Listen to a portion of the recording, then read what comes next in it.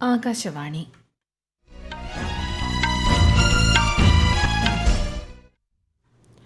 നമസ്കാരം. വാർത്തകൾ വായിക്കുന്നത് ലക്ഷ്മി ശ്രീവിജയ. പ്രധാന വാർത്തകൾ. 3 ദിവസത്തെ സന്ദർശനത്തിനായി പ്രധാനമന്ത്രി നരേന്ദ്രമോദി അമേരിക്കയിൽ. US പ്രസിഡന്റ് ജോ ബൈഡനുമായി ഇന്ന് രാത്രി ഉഭയകക്ഷി ചർച്ച നടത്തും. ജമ്മു കാശ്മീർ നിയമസഭാ തെരഞ്ഞെടുപ്പിന്റെ 2ാം ഘട്ടത്തിനുള്ള പ്രചാരണം ശക്തം. ഹരിയാനയിലും പ്രചാരണം ശക്തം. ഡൽഹി മുഖ്യമന്ത്രിയായി ആം ആദ്മി പാർട്ടി നേതാവ് അതിഷി സത്യപ്രതിജ്ഞ ചെയ്തു. വയനാട് ദുരിതാശ്വാസ ചെലവുമായി ബന്ധപ്പെട്ട് പ്രചരിക്കുന്ന വാർത്തകൾ വ്യാജമെന്ന് മുഖ്യമന്ത്രി Pinarayi Vijayan. India Bangladesh test cricket പരമ്പരയിലെ ആദ്യ മത്സരത്തിൽ ബംഗ്ലാദേശിന് 515 റൺ വിജയലക്ഷ്യം. ആഫ്രിക്കയിൽ എംപോക്സ് കേസുകൾ വർദ്ധിക്കുന്നതിനാൽ ദക്ഷിണ സുഡാനിൽ നിരീക്ഷണം ശക്തമാക്കി ലോകാരോഗ്യ സംഘടന. വാർത്തകൾ വിശദമായി. 3 ദിവസത്തെ സന്ദർശനത്തിനായി പ്രധാനമന്ത്രി നരേന്ദ്രമോദി അമേരിക്കയിലെ ഫിലാഡൽഫിയയിലെത്തി. US പ്രസിഡന്റ് ജോ ബൈഡനുമായി വിൽമിംഗ്ടണിലെ ഡെലാവെയറിൽ ഇന്ന് രാത്രി പ്രധാനമന്ത്രി ഉഭയകക്ഷി ചർച്ച നടത്തും. ഇന്ന് രാവിലെയാണ് പ്രധാനമന്ത്രി അമേരിക്കയിലേക്ക് യാത്ര തിരിച്ചത്. ക്വാഡ് ഉച്ചകോടി, സമ്മിറ്റ് ഓഫ് ദി ഫ്യൂച്ചർ തുടങ്ങിയവയിൽ ശ്രീ മോദി പങ്കെടുക്കും. വിശദാംശങ്ങളിലേക്ക്. ഇന്ത്യ, അമേരിക്ക, ഓസ്ട്രേലിയ, ജപ്പാൻ എന്നീ രാജ്യങ്ങൾ ഉൾപ്പെടുന്ന ക്വാഡ് കൂട്ടായ്മയുടെ 6ാമത് ഉച്ചകോടിയാണ് ഡെലവേയിൽ ഇന്ന് അർദ്ധരാത്രിക്ക് ശേഷം ആരംഭിക്കുന്നത്. കാലാവസ്ഥാ വ്യതിയാനം മുതൽ നിർണായകമായ പുതിയ സാങ്കേതിക വിദ്യകൾ വരെയുള്ള നിരവധി വിഷയങ്ങൾ യോഗത്തിൽ ചർച്ചയാകും. US പ്രസിഡന്റ് ജോ ബൈഡൻ ഉച്ചകോടിക്ക് ആതിഥേയത്വം വഹിക്കും. 2025 ഇന്ത്യയാണ് ഉച്ചകോടിക്ക് ആതിഥേയത്വം വഹിക്കുക. ഉച്ചകോടിയുടെ പശ്ചാത്തലത്തിൽ ഓസ്ട്രേലിയൻ പ്രധാനമന്ത്രി ആന്റണി അൽബാനീസ്, ജാപ്പനീസ് പ്രധാനമന്ത്രി ഫ്യൂമിയോ കിഷിദ എന്നിവരുമായും പ്രധാനമന്ത്രി ഉഭയകക്ഷി കൂടിക്കാഴ്ചകൾ നടത്തും. ഇൻഡോ പസഫിക് മേഖലയിലെ സമാധാനത്തിനും പുരോഗതിക്കും സമൃദ്ധിക്കും വേണ്ടി പ്രവർത്തിക്കുന്ന സമാന ചിന്താഗതിക്കാരായ രാജ്യങ്ങളുടെ ഒരു പ്രധാന കൂട്ടായ്മയായി ക്വാഡ് ഫോറം ഉയർന്നുവരുന്നതായി പുറപ്പെടുന്നതിന് മുമ്പുള്ള പ്രസ്താവനയിൽ പ്രധാനമന്ത്രി പറഞ്ഞു. ഇന്ത്യയും US-ഉം തമ്മിലുള്ള സമഗ്രമായ ആഗോള നയതന്ത്ര പങ്കാളിത്തം കൂടുതൽ ശക്തിപ്പെടുത്താൻ US പ്രസിഡന്റുമായുള്ള തന്റെ കൂടിക്കാഴ്ച പ്രയോജനപ്രദമാകുമെന്ന് ശ്രീ നരേന്ദ്രമോദി ആത്മവിശ്വാസം പ്രകടിപ്പിച്ചു. ഉച്ചകോടിക്ക് ശേഷം ന്യൂയോർക്കിലേക്ക് പോകുന്ന പ്രധാനമന്ത്രി അവിടെ ഇന്ത്യൻ സമൂഹവുമായി സംവദിക്കും. US ആസ്ഥാനമായ കമ്പനികളുടെ ഉന്നത ഉദ്യോഗസ്ഥരുമായി കൂടിക്കാഴ്ച നടത്തുകയും ചെയ്യും. സന്ദർശനത്തിന്റെ അവസാന ദിവസം ന്യൂയോർക്കിലെ ഐക്യരാഷ്ട്ര പൊതുസഭയിൽ നടക്കുന്ന സമ്മിറ്റ് ഓഫ് ദ ഫ്യൂച്ചർ ഉച്ചകോടിയെയും അഭിസംബോധന ചെയ്യും. News desk, Akashvani. ഛത്തീസ്ഗഡിലെ ബസ്തർ മേഖലയിൽ നിന്ന് മാവോയിസ്റ്റ് ആക്രമണത്തിനിരയായവരുമായി രാഷ്ട്രപതി ദ്രൌപദി മുർമു ന്യൂഡൽഹിയിലെ രാഷ്ട്രപതി ഭവനിൽ കൂടിക്കാഴ്ച നടത്തി. അക്രമത്തിന്റെ പാത സ്വീകരിക്കുന്നത് ന്യായീകരിക്കാൻ കഴിയില്ലെന്നും അത് സമൂഹത്തിന് വളരെയധികം ദോഷം ചെയ്യുമെന്നും രാഷ്ട്രപതി സമൂഹമാധ്യമ പോസ്റ്റിൽ പറഞ്ഞു. പ്രശ്നങ്ങൾ പരിഹരിക്കാൻ സർക്കാർ എല്ലാ ശ്രമങ്ങളും നടത്തുമെന്ന് പ്രസ്താവിച്ച രാഷ്ട്രപതി അക്രമം ഉപേക്ഷിക്കാനും ആഹ്വാനം ചെയ്തു. ജമ്മു കാശ്മീരിൽ നിയമസഭാ തെരഞ്ഞെടുപ്പിന്റെ 2ാം ഘട്ട പ്രചാരണം ഊർജിതമാകുന്നു.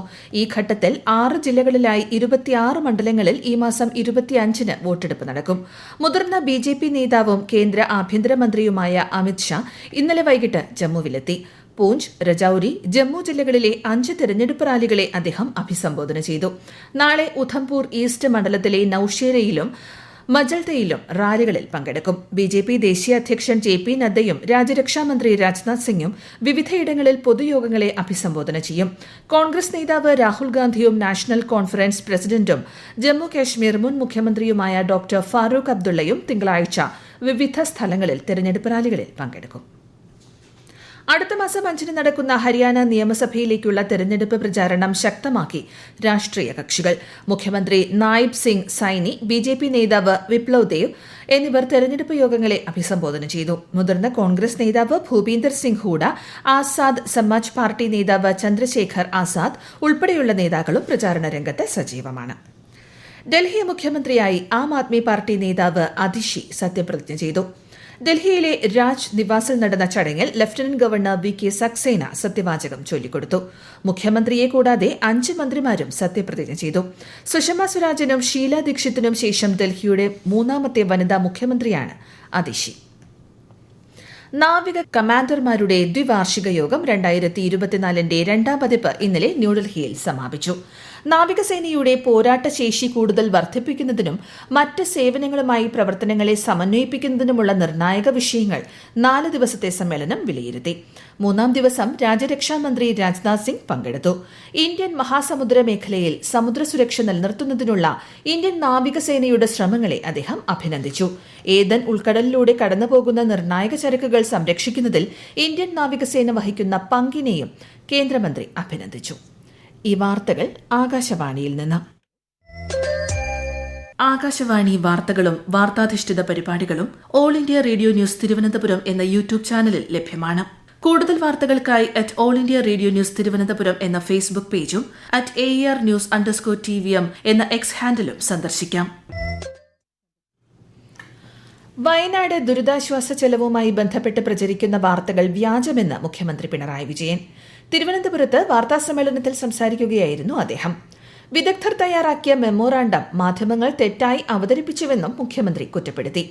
മെമ്മോറാണ്ടത്തിലുള്ളത് മാനദണ്ഡങ്ങൾ അനുസരിച്ചുള്ള പ്രതീക്ഷിത ചെലവാണെന്നും വ്യാജ പ്രചരണത്തിനെതിരെ നിയമ നടപടി സ്വീകരിക്കുന്ന സാഹചര്യമാണുള്ളതെന്നും ശ്രീ പിണറായി വിജയൻ വ്യക്തമാക്കി. ശ്രീനാരായണ ഗുരുവിന്റെ 97ാമത് മഹാസമാധി ദിനം നാടെങ്ങും വിപുലമായി ആചരിച്ചു. ലോകമുള്ളിടത്തോളം കാലം ആരാധനയോടെ കാണാൻ കഴിയുന്ന മഹാവ്യക്തിത്വത്തിനുടമയായിരുന്നു ശ്രീനാരായണ ഗുരുവെന്ന് മന്ത്രി കെ രാജൻ പറഞ്ഞു. ശ്രീനാരായണ ഗുരുവിന്റെ മഹാസമാധി ദിനത്തിന്റെ ഭാഗമായി വർക്കല ശിവഗിരിയിൽ സംഘടിപ്പിച്ച സമ്മേളനം ഉദ്ഘാടനം ചെയ്യുകയായിരുന്നു മന്ത്രി. മലയാളത്തിന്റെ പ്രിയ നടി കവിയൂർ പൊന്നമ്മയ്ക്ക് വിട ചൊല്ലി നാട്.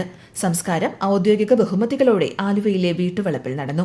കേന്ദ്ര സഹമന്ത്രി സുരേഷ് ഗോപി ഉൾപ്പെടെ രാഷ്ട്രീയ സാംസ്കാരിക രംഗത്തു നിന്നും നിരവധി പേരാണ് കവിയൂർ പൊന്നമ്മയ്ക്ക് ആദരാഞ്ജലികൾ അർപ്പിച്ച് വീട്ടിലും പൊതുദർശനം നടന്ന കളമശ്ശേരി ടൗൺ ഹാളിലും എത്തിയത്.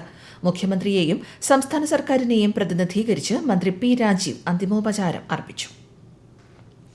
കർണാടകയിലെ ഷിരൂരിൽ മണ്ണിടിച്ചിലിൽ കാണാതായ കോഴിക്കോട് സ്വദേശി ലോറി ഡ്രൈവർ അർജുനായുള്ള ഇന്നത്തെ തെരച്ചിൽ അവസാനിപ്പിച്ചു.